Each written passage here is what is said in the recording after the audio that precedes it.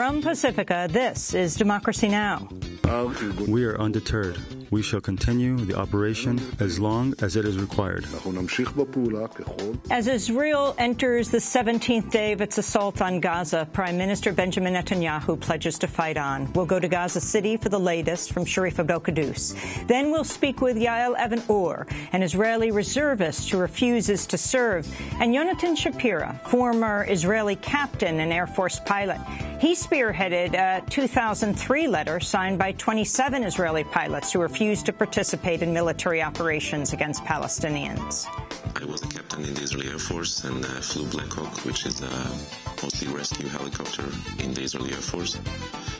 And after a long process of becoming aware of the world I live in and mostly the occupation and the war crimes that my government and my army is part of, I decided to refuse to be part of this circle of revenge. Then downing of Flight 17 should trigger talks, not more violence. That's the headline of a column by Nation publisher Katrina vanden Heuvel. As scores of bodies are carried from Ukraine to the Netherlands, we'll speak with her about the Ukraine crisis. Then another botched execution, this one in Arizona. Joe Wood is dead, but it took him 2 hours to die. And to watch a man lay there for an hour and 40 minutes, gulping air, I can liken it to if you catch a fish and throw it on the shore, the way the fish opens and closes its mouth. All that and more coming up.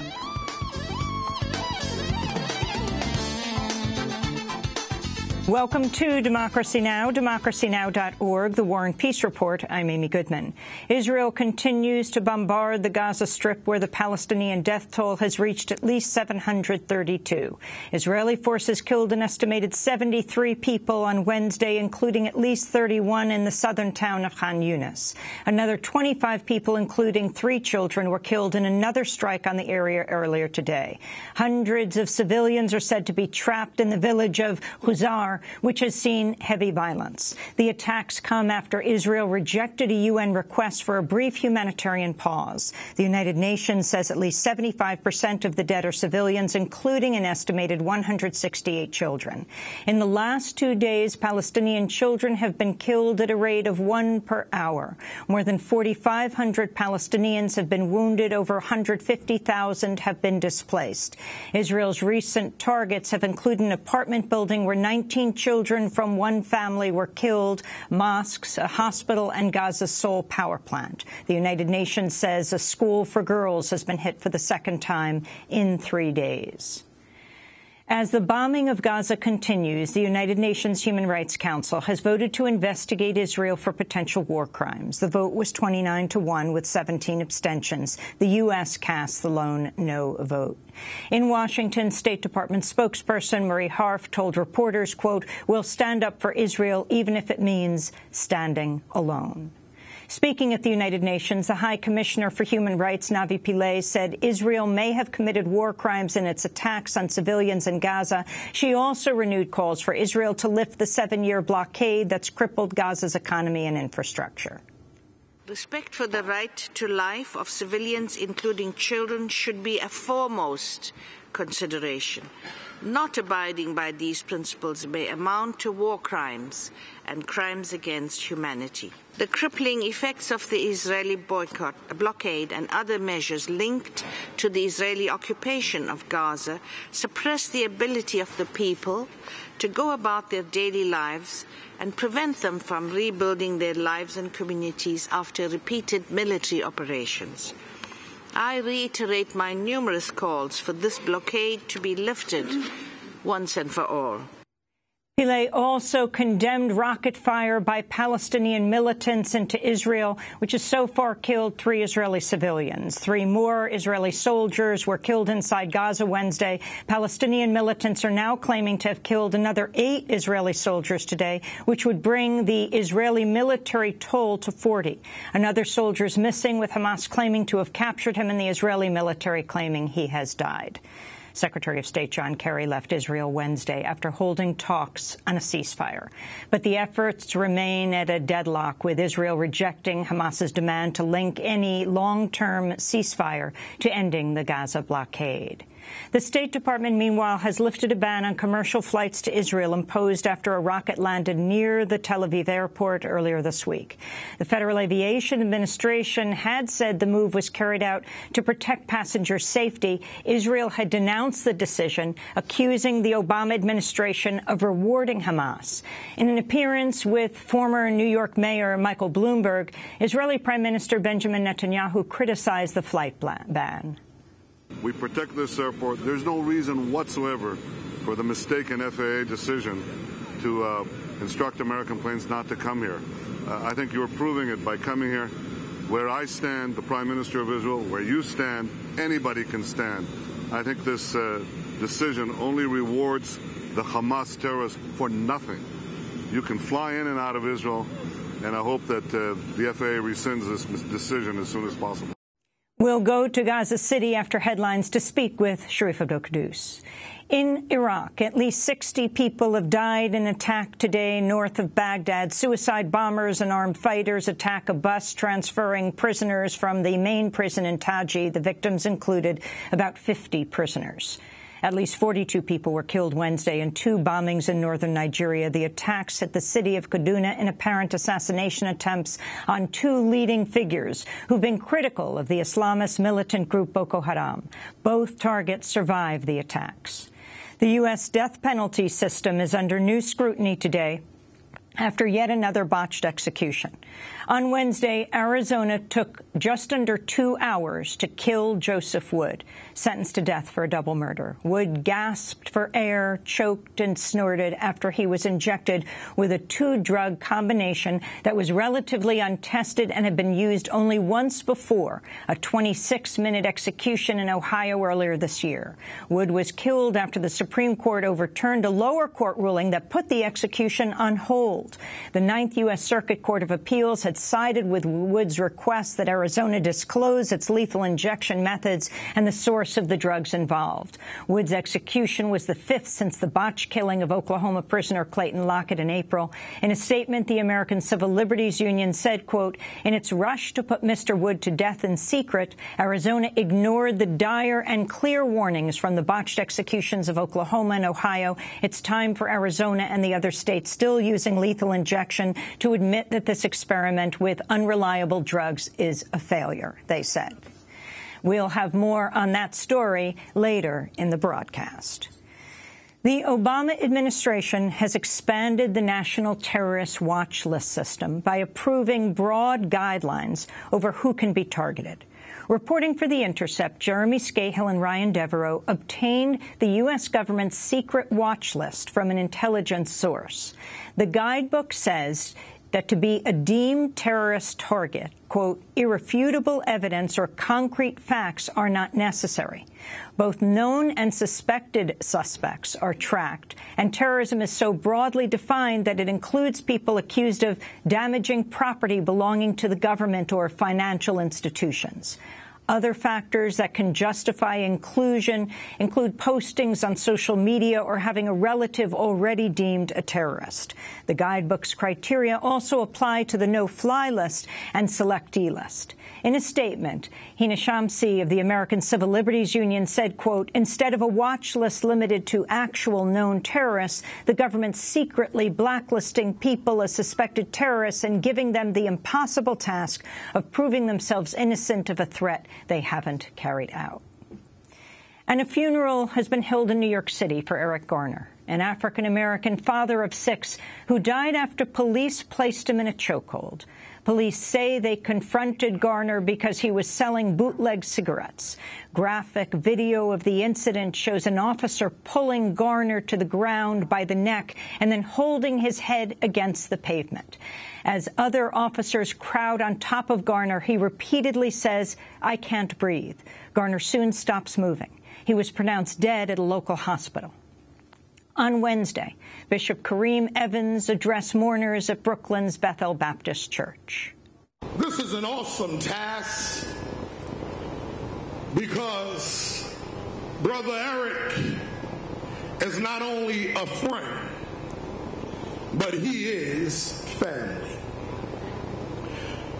Not only is he family, but he is one that you consider close family. The officer who used the chokehold, Daniel Pantaleo, has been moved to desk duty and ordered to turn in his badge and gun pending investigations. 3 men have sued Pantaleo in the past 2 years for unlawful, racially motivated arrests. The New York City Police Department says it also plans to overhaul training procedures in the wake of Garner's death. 4 emergency response workers who were at the scene have been suspended without pay. And those are some of the headlines. This is Democracy Now!, democracynow.org, The War and Peace Report. I'm Amy Goodman. Israel continues to bombard civilians in the Gaza Strip, where the Palestinian death toll has reached at least 732. The Israeli death toll stands at 32 soldiers and 3 civilians. Palestinian militants are now claiming to have killed 8 Israeli soldiers today, which would bring the Israeli military toll to 40. On Wednesday, Israeli forces killed an estimated 73 people in the southern town of Khan Yunis. The attacks come after Israel rejected a UN request for a brief humanitarian pause. The United Nations says at least 75% of the dead are civilians, including an estimated 168 children. In the last 2 days, children have been killed at a rate of 1 per hour. As the bombing of Gaza continues, the United Nations Human Rights Council has voted to investigate Israel for potential war crimes. The vote was 29-1 with 17 abstentions. The U.S. cast the lone no vote. Meanwhile, the United Nations High Commissioner for Human Rights, Navi Pillay, said Israel may have committed war crimes in its attacks on civilians in Gaza. She also renewed calls for Israel to lift the 7-year Gaza blockade. This comes as U.S. Secretary of State John Kerry left Israel Wednesday after holding talks on a ceasefire. For more, we go to Gaza, where we're joined by Sharif Abdel-Quddus, Democracy Now! Correspondent, writer for The Nation magazine. Sharif, can you tell us the latest?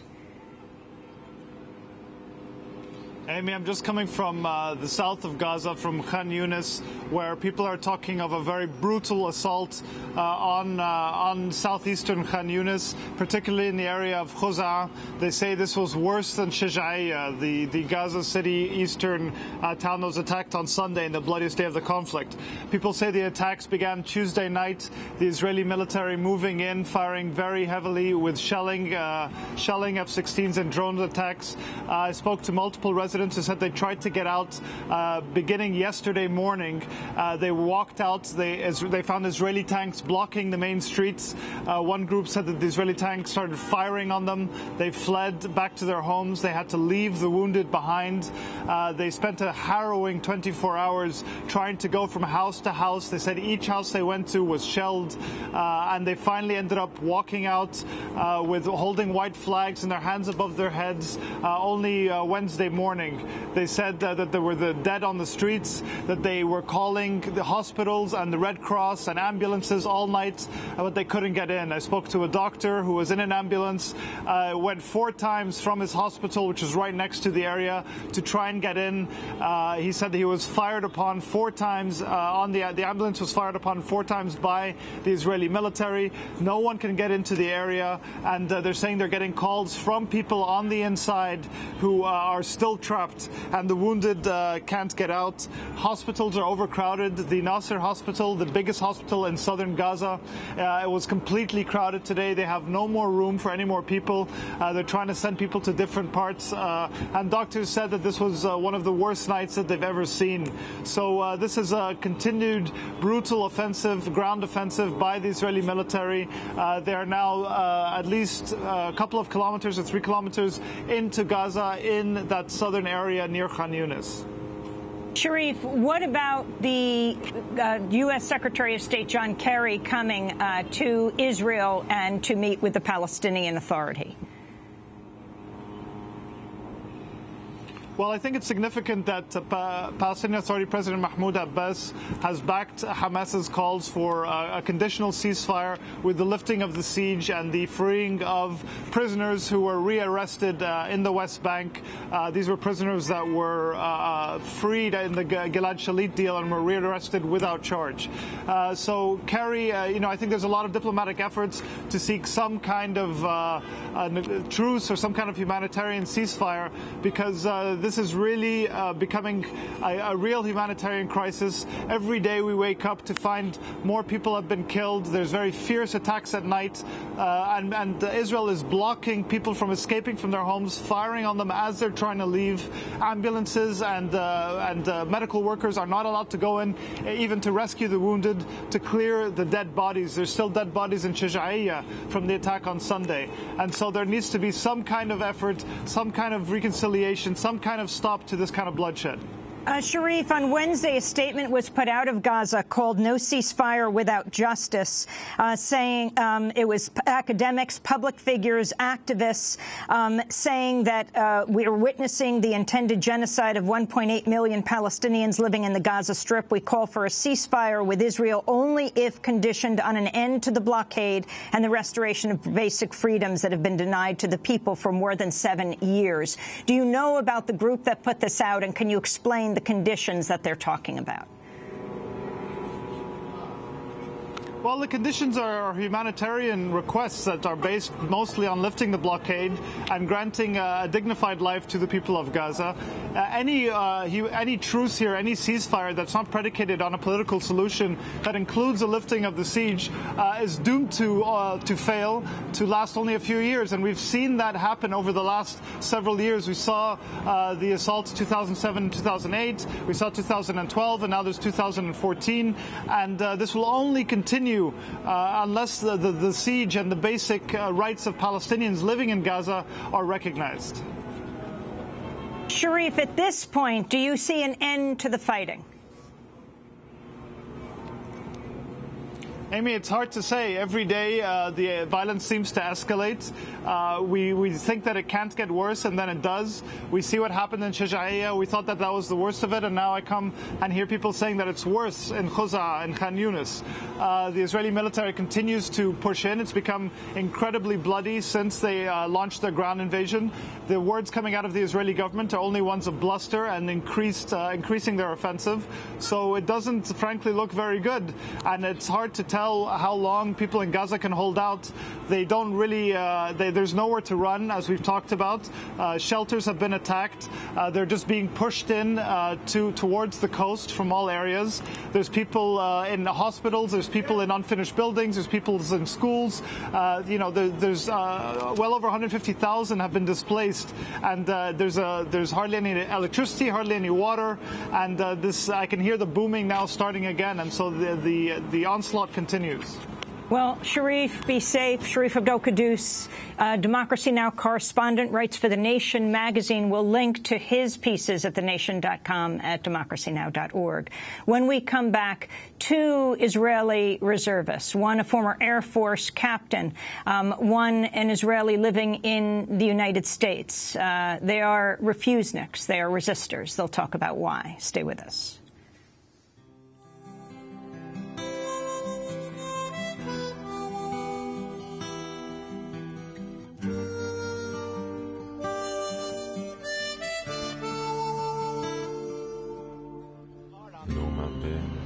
עצום עיניים, נומי בת גם את, מי שלא נרדם עדיין, ירדם מיד, ירדם מיד.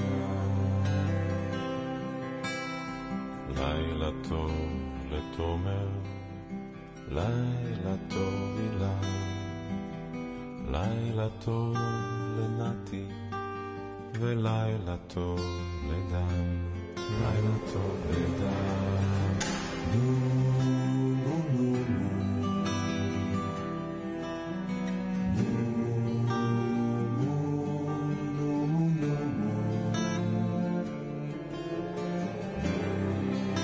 Numu Numu, lullaby for pilots. This is Democracy Now!, democracynow.org, The War and Peace Report. I'm Amy Goodman.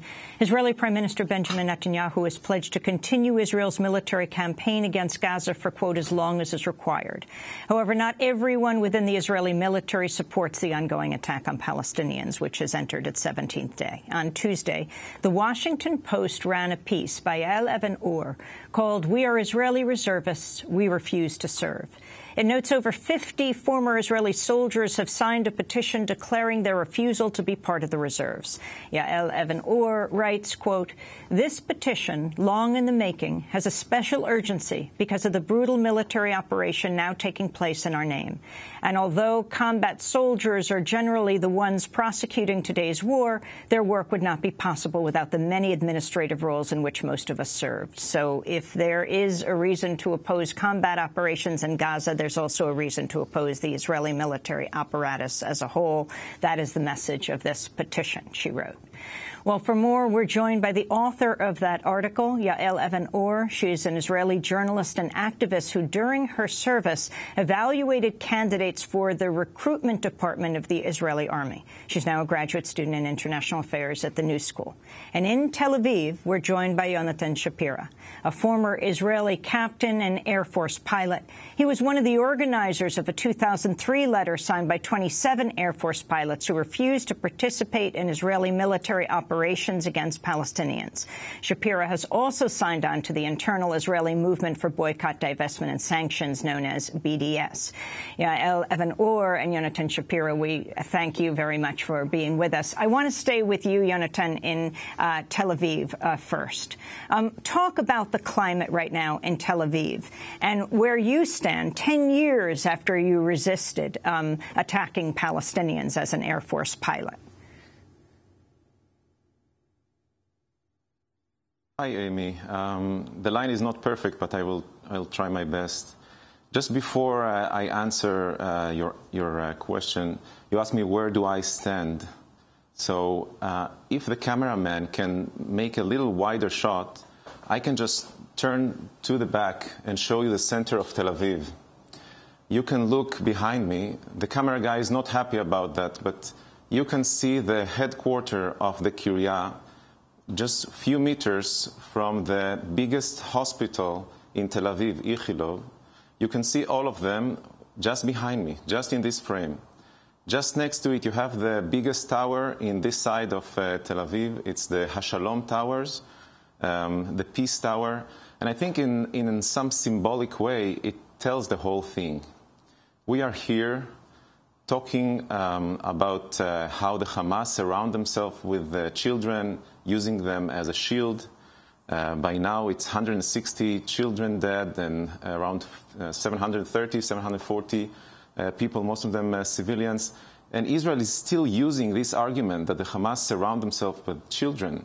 And I want you just to look at this picture and tell me what you think. You can really see the tower with the antennas. This is the headquarters of the Kiryat, the headquarters of the army, the Israeli army that is controlling Gaza, controlling the air, the sea, the area in the West Bank, everywhere. And just a few meters from there, you have Ichilov, and you have basically the city center of Tel Aviv. So I think it's very important, especially for liberal Jews that are now protecting and helping Israeli propaganda machine.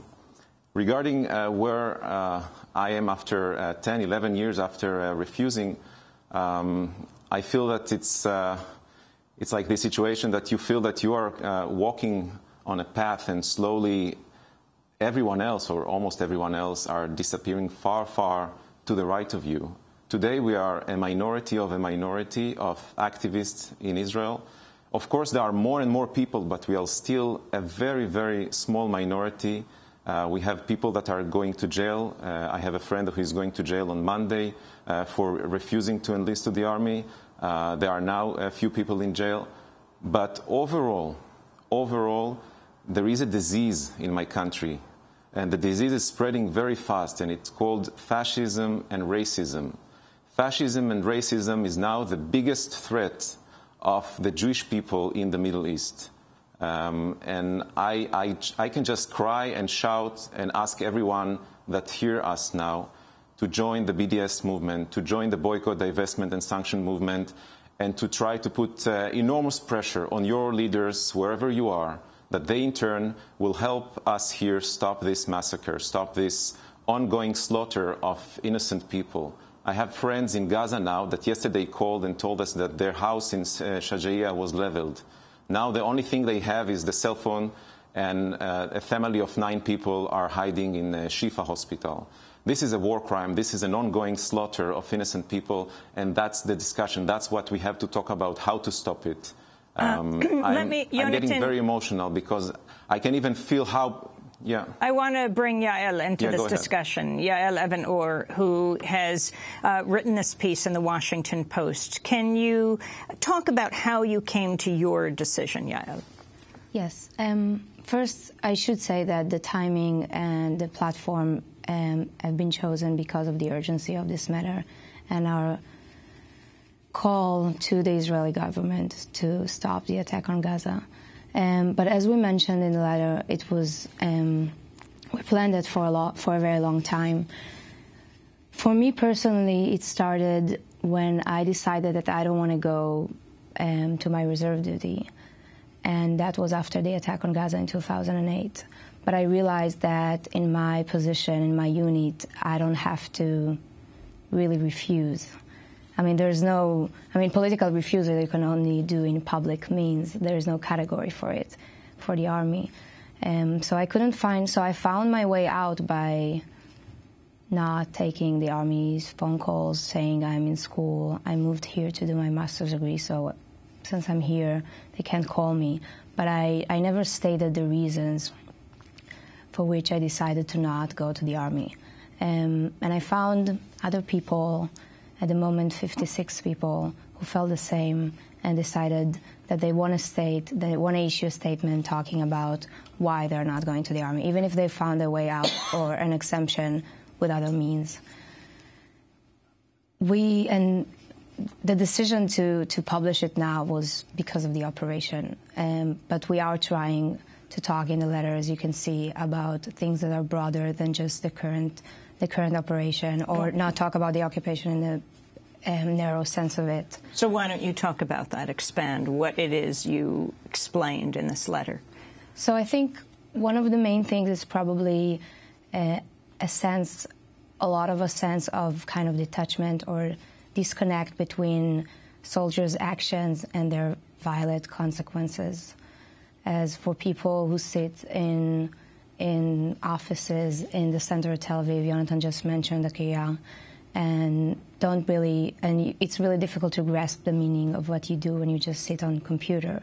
I think even when it comes to refusal, the discourse and discussion is usually about what is happening in the occupied territories and encounters with Palestinians, which is really, really important to talk about, but it also leaves a whole area that is not widely spoken, and it's our job in administrative role, in the intelligence and recruitment units. So we wanted to talk about that. I wanted to turn to a video that was posted by the Israeli Defense Forces, or IDF, that they say showcases some of the work its members do to keep Israeli civilians safe. Let's go to a clip. Since our country is surrounded by enemies, you have to be always prepared. One day you can live a normal day, and the day after you can experience a bomb or a rocket. My name is Yael Even, and my job is an emergency situation instructor. I feel very proud to do this, and I feel so satisfied from the fact that I actually help people to save their lives. This is very important. Yael Even Or, your response to that video? I think it's definitely part of what we were trying to talk about, the idea of teacher soldiers and soldiers going to school, and for kids in a very early age to meet soldiers. This is part of the militarization we're trying to talk about. Having uniforms and weapon and teachers in uniforms is something that is so normal in Israel that it creates the idea that all of us are part of this thing, a part of the army. And I think this limits our thought in regards to what can be done, or if we talk in longer terms, in real transitional justice in the area. Yonatan Shapira in Tel Aviv, when you resisted in 2003, refused as an Air Force pilot, as a captain, to attack Palestinians. What were the consequences of that move? You're part of the elite group of Air Force pilots. You're a family. You come from a family of pilots. Well, first, luckily I was flying rescue helicopters and I flew soldiers, but I felt that my responsibility is nevertheless as big as the pilot who are attacking and throwing those bombs. The reaction was, of course, the military dismissed us and, of course, said that it's wrong. But we had about 1/5 of the Israeli society in a poll that was conducted by the Israeli National Radio supporting our initiative. 1/5 in those days mean 1 million Israelis were sympathetic to the concern that we raised about the morality of these actions. I think the interesting thing about what happened now is what you hear is all the time how amazing and morally we act. Yesterday I listened to the Army news and the discussion was how pilots and soldiers are complaining that there are so many limitations they have to abide and follow because of the threat of harming civilians. So the whole discourse is how good we are and how we are willing to sacrifice and endanger ourselves in order to be careful and not to kill civilians while doing this crazy massacre that, by the way, is much more intense if you look at the mass of casualties and dead people in those days. It's much faster than even in Cast Lead. What the Army actually did with us is after 10 days that we got time to think about it and to meet our immediate commanders in the bases, we were invited to an interview with the commander of the Army. And then, if we said that we are not withdrawing our signature, we do not regret, we were dismissed from the Air Force, and we got a letter of dismissal saying that the first thing they mentioned in this sort of legal letter was that we filmed ourselves and we interviewed with a uniform without permission. They had really difficult time to bring us to court, for example, and we actually wanted that. I sat in front of the commander of the Air Force and I said, well, I feel totally complete and whole with everything that we did, and I'm happy to be even sent to jail if you can prove and show in court that we refuse to legal orders. We think that all these orders are illegal and immoral, and even by the laws of the Israeli army, you must disobey to an order that is illegal and immoral and is going to harm civilian and innocent people.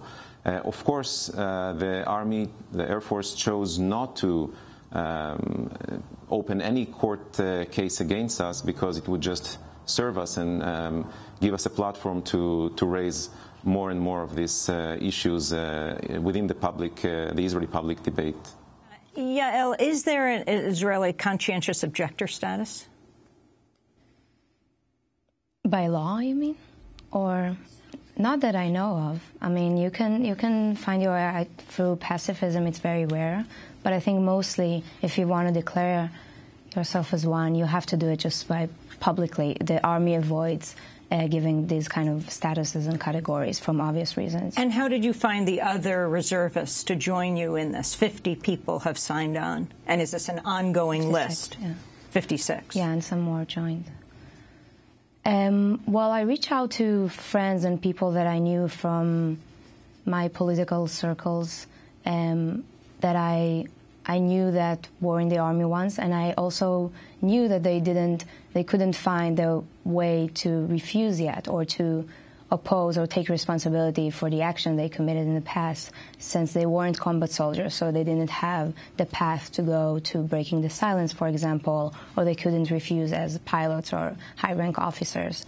So we just wanted to create a new category that could include all of us and also by saying that we all participated. And of course there are different degrees of maybe responsibility, but we all should take it. And the issues that are raised by Benjamin Netanyahu, among them, well, it's Hamas that is terrorist, that is firing thousands of rockets, terrorizing the people of Israel. You want me to respond to this argument? Well, this is my family and friends there that are definitely suffering from the rockets and their life are in risk. But I also, this escalation, if that's a right term, started not with that. So I don't think that's the reason. That was the reason to start this operation, to start the operation in the West Bank before that. So I do think there's a way, for example, by accepting the Hamas terms for a ceasefire to stop the fighting. Well, the key point you feel that is critical? Well, to remove the siege, obviously. When you say obviously, most people in the United States don't even know what the siege is, what you're referring to. Most people, based on the media, see Israel under siege because of the thousands of rockets, but they don't know what you mean when you say Gaza is under siege. Yeah, I really don't want to dismiss what the people in Israel are experiencing right now. I think it's a bad time for Palestinians and Israelis too, and obviously my family is there and my friends. But I think one of our main points also was that it seems very easy to go to a military solution, to a military attack, instead of trying to solve things by political means. I mean, it's not even. It seems like it's not even being discussed, and that's how we feel right now. The rockets started after some political efforts were being dismissed very easily by the Israeli government. And finally, you, Yonatan, you are right there in Tel Aviv. This issue of the siege that I asked Yael about, for an American audience, it is not explained very much what it means for Gaza to be under siege for these years. Can you explain technically what that means? Technically, Gaza is the biggest open-air prison. People inside cannot go in and out. They can find their way through tunnels sometime, but most of the population is locked there as prisoners. Israel controls the air, Israel controls the sea and the land, and the little strip that Egypt controls is basically coordinated with Israel and the United States to keep this cage with those 1.8 million people. I myself tried with different groups and the flotilla to sail to Gaza and to break symbolically the blockade, but we were stopped by the Israeli occupation forces, claiming that we are dangerous because maybe we are bringing a weapon. So just it's so ridiculous to see now, they stopped us from bringing the weapon, and I don't think the Hamas had any problem to bring a weapon in. Maybe even in some paradoxical way, it helps Netanyahu and his guys, these missiles. Because I'm here in Tel Aviv, and I have a 10-month-old baby, and I have to hug her and go to the shelter when the missiles are falling. But it's really nothing compared to what people in Gaza are experiencing. And I have a family in Sderot next to Gaza, and I have even relatives who are in Gaza as soldiers. And I think that if I have to give one allegory to this whole thing and this need of Israel and me, myself, of self-protection, legitimate thing, by the way, I want to be safe. I don't want anyone to bomb me and to kill me and my baby. I would imagine it as gang rape, and forgive me for using this hard language, but when you have a group of people raping someone, and this person that is being raped starting to scratch, the first thing you want to do in order to stop the scratches is to stop the rape. And what official Israel is trying to do is to continue the rape and deal with the scratches.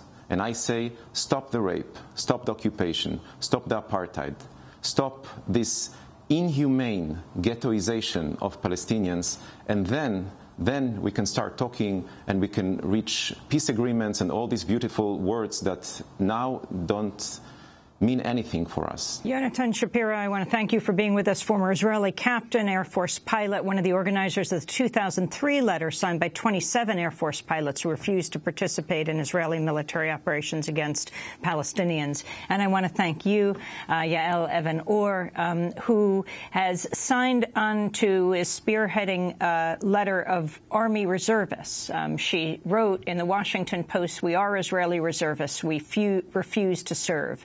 She is currently a graduate student at the New School. 56 people so far have signed on to that letter. This is Democracy Now! When we come back, we go to Ukraine. Stay with us.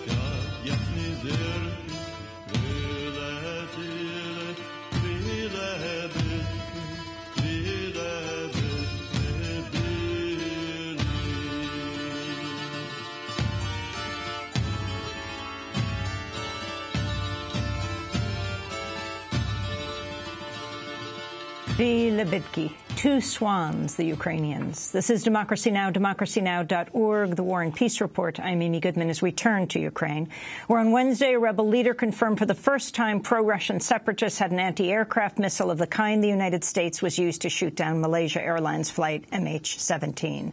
The high-level commander blamed Ukrainian authorities for provoking the strike that killed all 298 on board. He said Kiev had deliberately launched airstrikes in the area, even though it knew the BUK missile system was in place and rebels would fight back. They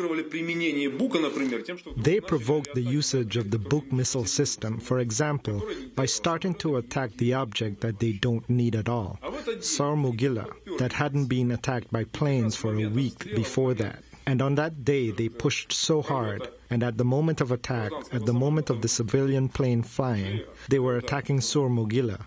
So even if there was a Buk missile system, and even if it has been used, Ukraine did everything for the civilian plane to be shot down. This comes as 2 Ukrainian fighter jets were shot down in eastern Ukraine Wednesday, not far from where the Malaysian airliner was hit. The area near the Russian border continues to see heavy fighting between government forces and Russian-backed separatists.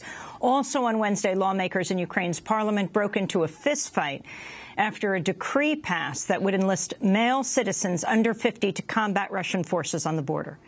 And coffins carrying 40 of the 193 Dutch victims on the downed flight arrived in the Netherlands as the government declared a day of national mourning. Crowds gathered on bridges along the 65-mile route to throw flowers onto the convoy of hearses. For more, we're joined by Katrina vanden Heuvel, editor and publisher of The Nation. She's reported on Russia for decades and blogs at thenation.com, is also a columnist for the WashingtonPost.com. Her latest column is headlined, "Downing of Flight 17 Should Trigger Talks, Not More Violence." Talk about the latest, what people understand about Ukraine, what you feel is being missed.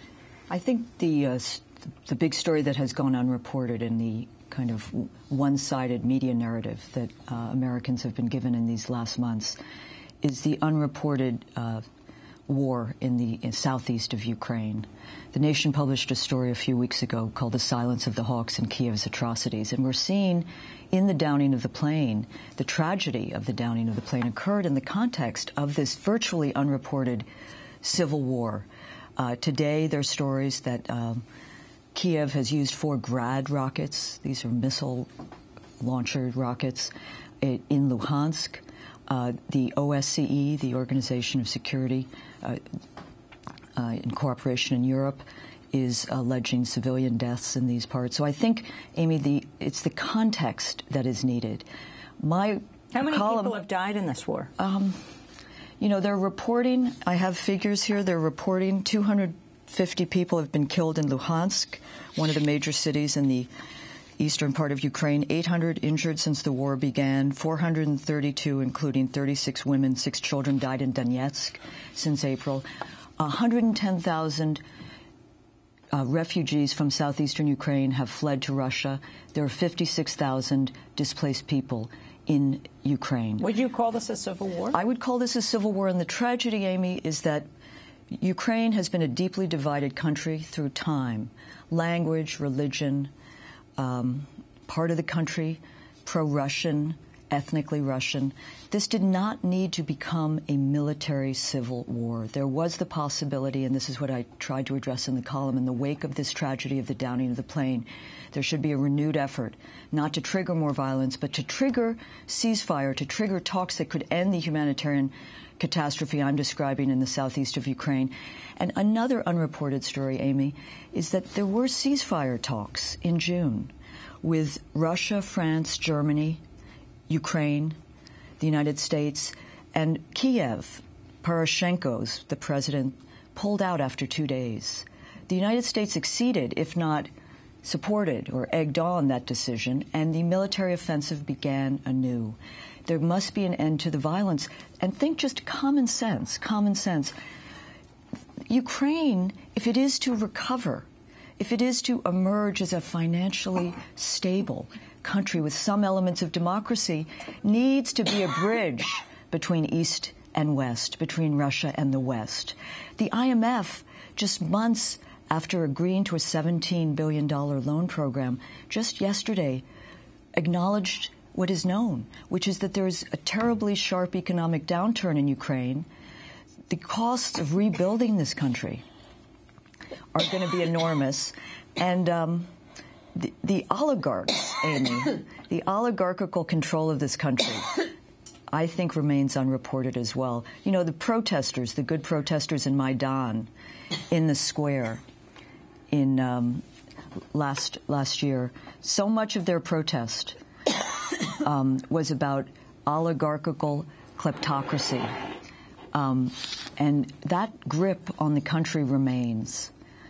So I think it's a very, I think Americans have been done a disservice by the one-sided media coverage. I will say, and I hope in this case, that the Nation's coverage, others' coverage, Robert Perry has been doing interesting coverage, has pushed the New York Times and the Washington Post, for example, in these last days, to cover the civilian casualties and the assaults on cities like Donetsk, which has become a virtual ghost town. What about the U.S. role? The U.S. role. I don't understand the U.S. role, to be honest. I mean, it is not in the national security interest of the United States to make Ukraine a Cold War proxy, but it is becoming that. This is a regional civil war that has been internationalized. John Kerry often sounds like he's the Secretary of War, not the Secretary of State. We have allied ourselves, tethered ourselves to the Kiev government in a way that may make it very difficult to find a way beyond a new Cold War, if not a hot war. And, Amy, a Cold War will warp both countries' politics and international relations. I'm thinking of Russia and the United States. And think of what this has done in terms of diverting our attention and resources from the real security, the real threats, the real possibilities of providing and building a new world. So I think America, it's also underreported. You know, America sent advisors to Ukraine to embed with its military. America has put forward a package of night goggles and other military equipment. John Brennan, the head of the CIA, finally reported, headed off to Kiev. So, but it is not in the U.S.'s interest. It is not in the world's interest. It is not in Ukraine's interest. Yet, there is not a peep out of Congress. There is not a peep.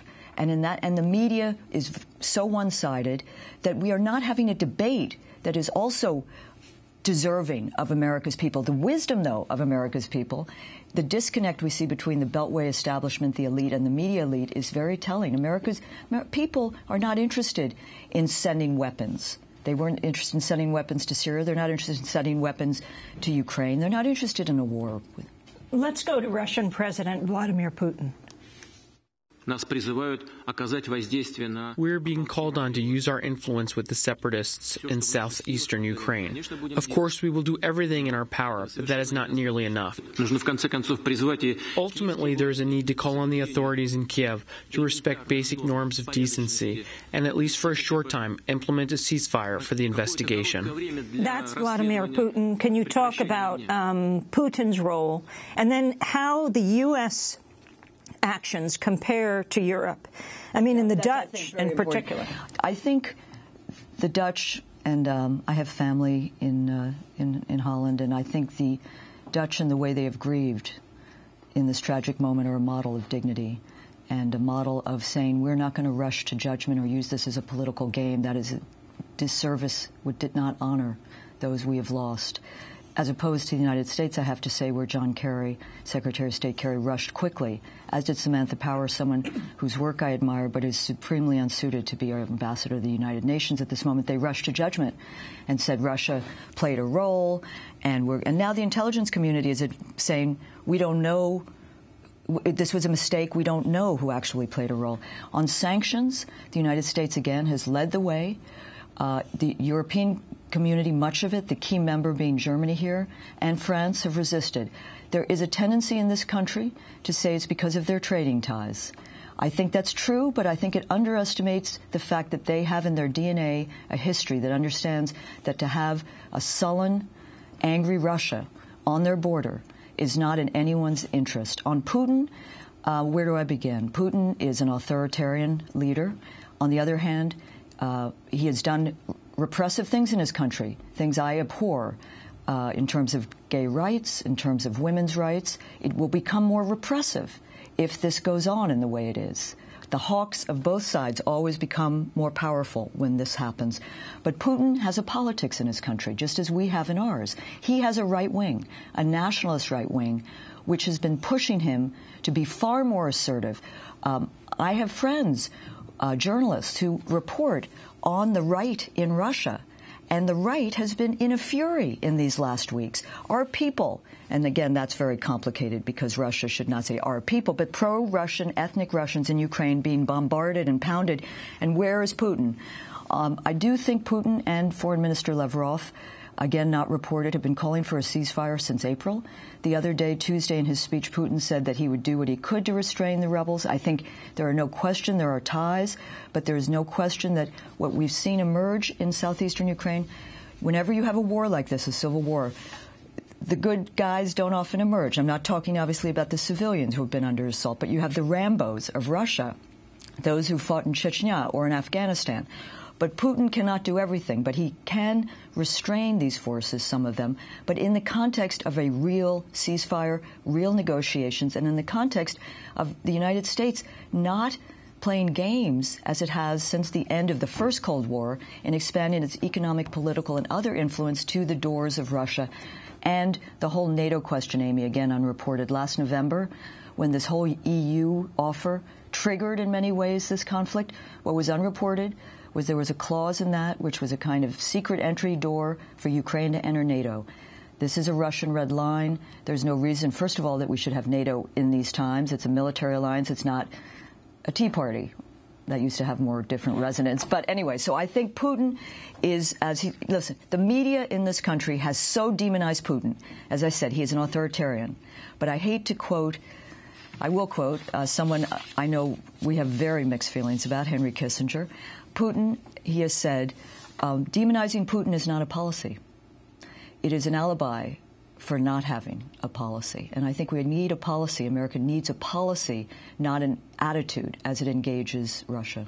Well, Katrina vanden Heuvel, I want to thank you for being with us, editor and publisher of The Nation. We will link to her column, Downing of Flight 17 Should Trigger Talks, Not More Violence. As we end today in Arizona, looking at last night's execution and how a procedure that usually takes 10 minutes instead took 1 hour and 57 minutes. The execution that took place of Joseph Wood. He gasped for air after he was injected with a controversial two-drug combination. Media witnesses described what they saw next. To watch. Joe Wood is dead, but it took him 2 hours to die. And to watch a man lay there for an hour and 40 minutes gulping air, I can liken it to if you catch a fish and throw it on the shore, the way the fish opens and closes its mouth. So the two drugs worked. He eventually died, but I can't imagine this is what the criminal justice system had hoped for when they came up with this new drug protocol. And it was tough for everybody in that room. And at a certain point, you wondered if he was ever going to die. I mean, it was serious. That last voice you heard was reporter Troy Hayden. For more, we're joined from Philadelphia by Megan McCracken, an attorney with the University of California, Berkeley School of Law's Death Penalty Clinic. Welcome back to Democracy Now! Megan, can you explain what happened last night?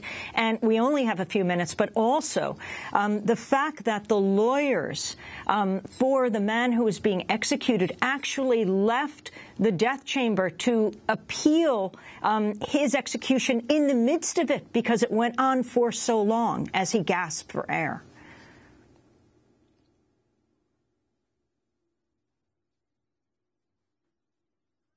In order to make contact with their office and ask other lawyers to go into court to seek an order to stop the execution. One lawyer did stay in the execution viewing area the entire time, so not all of the lawyers left.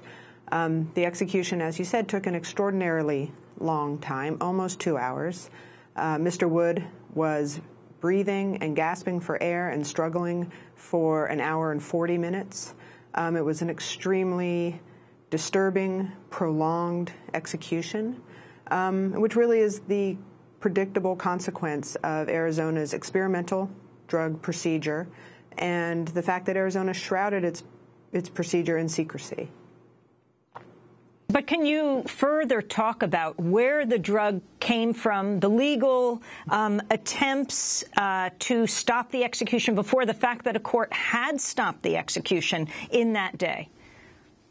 Right. Two courts had issued injunctions on the execution, not really stopping the execution, but saying that the department could not move forward with the execution without first disclosing additional information about the procedures. I cannot tell you where the drugs came from because the Department of Corrections has refused to disclose that information. The sum total of the information the department disclosed was the name of the two drugs that would be used and the doses. The department refused to disclose, despite repeated requests from Mr. Wood's lawyers, where the drugs came from, their lot numbers, their expiration dates, were they FDA approved, what pharmaceutical company made them, did they obtain them legally. They refused to disclose information about the qualifications of the execution team members, and they refused to disclose information about how they developed this procedure. They took the combination of drugs from Ohio, the only other state to have ever used it, and in that use, it was also a botched execution. So that's the procedure they took, and then they altered the doses, but they refused to disclose information about how they reached the new doses and why they thought that would work better than it worked in the also botched execution of Dennis McGuire in January. Megan, there's an amazing quote of dissent by the Chief Judge of the Ninth U.S. Circuit Court of Appeals, who wrote a blistering critique of lethal injection in Wood's earlier appeal. After the court decided not to delay the execution until more was disclosed about the drugs to be used, Judge Alex Kaczynski wrote, quote, "If some states and the federal government wish to continue out the carrying out of the death penalty, they must return to more primitive and foolproof methods of execution. The guillotine is probably best, but seems inconsistent with our national ethos. And the electric chair, hanging, and the gas chamber are each subject to occasional mishaps. The firing squad," he wrote, "strikes me as the most promising. 8 or 10 large-caliber rifle bullets fired at close range can inflict massive damage, causing instant death every time." We only have 20 seconds. Can you respond to this? Well, what's interesting about Judge Kaczynski's dissent is that he was seeking to engage in a discussion about how we carry out executions. And so it's ironic that he wrote that as a dissent to an opinion that the Arizona Department of Corrections ought to disclose additional information, given that he wanted to engage in discourse. Megan McCracken, thank you for spending this time with us, attorney with the UC Berkeley School of Law's Death Penalty Clinic. And that does it for our broadcast. Democracy Now! Is hiring. We have an opening for an on-air graphic designer.